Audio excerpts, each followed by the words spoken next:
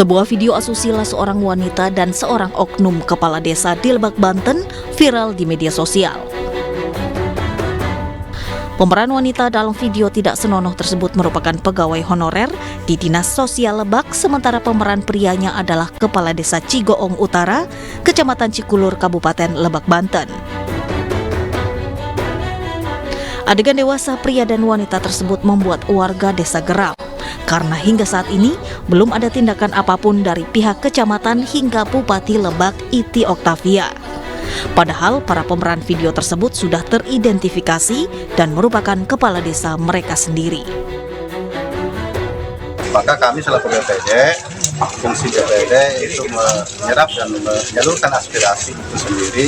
Alhamdulillah memang tadi agendanya kita ini adalah rapat internal BPD. Rapat internal BPD dan kemudian sudah dituangkan hasilnya itu bahwa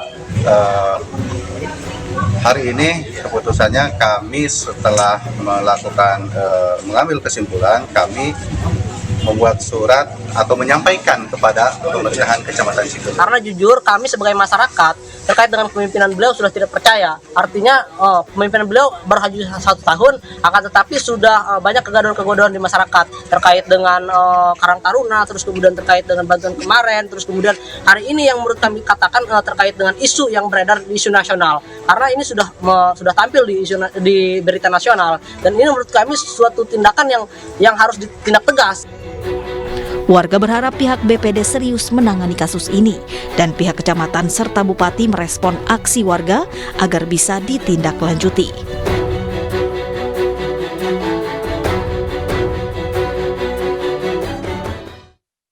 Pemirsa, dalam rangka menuju bulan suci Ramadan, petugas Satuan Polisi Pamong Praja Kabupaten Asahan membongkar warung remang-remang yang menjadi tempat minum minuman keras di Desa Subur Air Joman, Asahan, Sumatera Utara.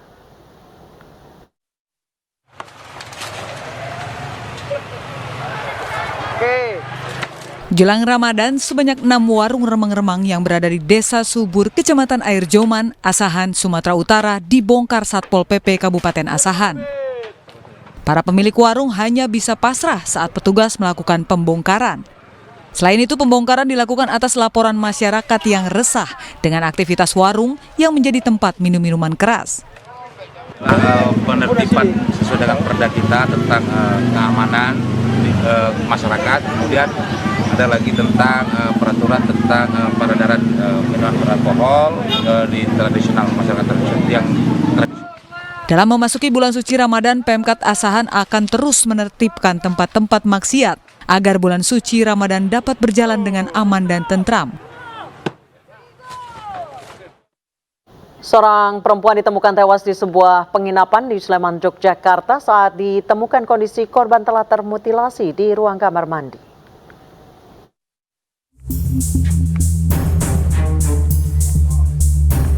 Kasus dugaan mutilasi menggemparkan warga Sleman, Yogyakarta. Seorang wanita ditemukan tewas dalam kondisi termutilasi di sebuah wisma di kawasan Pakem, Sleman. Korban diketahui berinisial AI, berusia 34 tahun, warga Kecamatan Kraton, Kota Yogyakarta. Saat ditemukan, tubuh korban terpotong menjadi beberapa bagian di dalam kamar mandi wisma.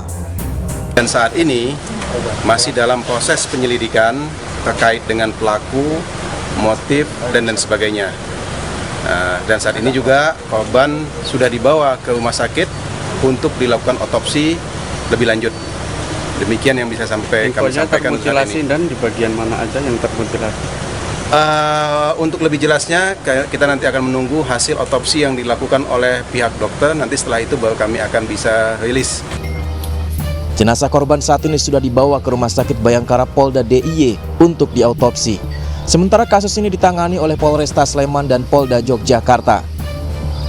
Dari Sleman, Yogyakarta, Heru Trijoko, iNews melaporkan. Kejaksaan Tinggi DKI Jakarta menutup opsi damai terhadap tersangka penganiaya David Ozora. Langkah ini diambil pasca pernyataan Kepala Kejaksaan Tinggi DKI tentang restoratif justice viral di media sosial.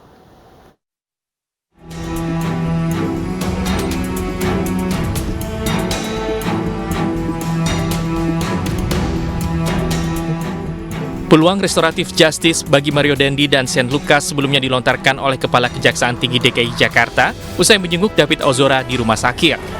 Semula peluang itu terbuka dengan catatan atas persetujuan kedua belah pihak, baik pihak Mario Dandi dan pihak David Ozora. Pasca menuai kecaman di media sosial, pernyataan itu diralat oleh Kejaksaan Tinggi Jakarta. Pintu damai dua tersangka tertutup rapat karena penganiayaan itu dinilai berdampak luas dan ancaman hukuman pidana mereka melebihi batas yang diatur dalam peraturan. Namun nanti di tahap berikutnya, misalkan di tahap sudah diterima kepada kami, proses itu kami akan tetap menawarkan apakah dia akan dimaafkan secara yuridis sehingga dapat dilakukan proses tadi, restoratif justice. Kalau memang korban tidak menginginkan, ya, proses jalan terus. Proses RJ itu dilakukan apabila kedua belah pihak memang menginginkan perdamaian dan tidak ingin melanjutkan lagi perkara ini. Tapi kalau salah satu pihak tidak bisa dan tidak menginginkan, ya seperti bertepuk sebelah tangan. Oke, artinya Sementara itu, keluarga David Ozora memastikan tidak ada perdamaian dalam kasus ini. Pasalnya kondisi David yang saat ini masih dirawat di rumah sakit. Meski mengalami progres yang cukup baik, kondisi David masih belum stabil, sehingga tim dokter masih terus melakukan stimulasi kesadaran kognitif untuk David. Pihak keluarga juga menginginkan proses hukum tetap berjalan agar memberikan efek jera bagi para tersangka. Dari Jakarta, tim liputan iNews melaporkan. Ratusan bal pakaian bekas impor senilai 10 miliar rupiah dimusnahkan. Bisnis thrifting pun menjadi polemik. Informasi selengkapnya usai jeda.